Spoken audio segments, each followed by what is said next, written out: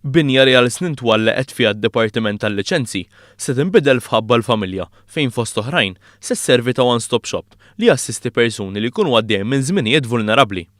Dan il-proġett se jsir bħala parti mit-twettiq tal-wiegħed elettorali biex titnaqqas il-burokrazija u jitjieb is-servizz pubbliku permezz ta' Key Performance Indicators ġodda. Is-Segretarju Permanenti fih dan l-Uffiċċju tal-Prim Ministru Mario Kotajjar spjega ma' News li l-idea ta' dan il-ħabba l-familja nibtet minn ilment ta' persuna li kienet għaddejja minn żmien diffiċli.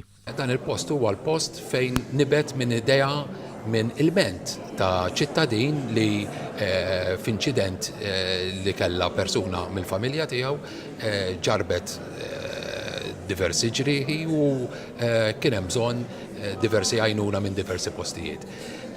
Dak il-ħin ma jkollokx moħħ li timxi minn dipartiment għal ieħor biex dan il-post se jkun il-ħabba l-familja kollha hawnhekk is-servizzi kollha għall-familja f'kull ċirkostanzi tagħha se jkunu jistgħu jingħataw minn dan il-post li qabel kien iservi bħala d-Dipartiment tal-Liċenzji. Is-Sur Kotajjar spjega li dan il-proġett jagħmel parti minn 18 Key Performance Indicator ġdid li għandhom ikomplu jtejbu s-servizz pubbliku.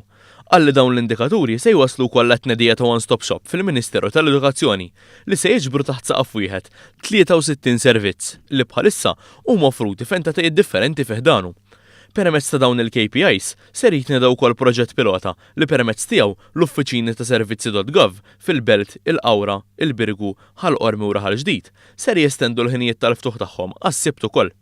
Is-Sur Kotajjar spjega wkoll li l-applikazzjonijiet tar-refużjonijiet tal-VAT fuq spejjeż ta' tiġijiet, funerali, xiri ta' roti u strumenti mużikali fost oħrajn ser jibdew jingħataw fi żmien 5 ijiem permezz ta' sistema ta' applikazzjonijiet ġodda.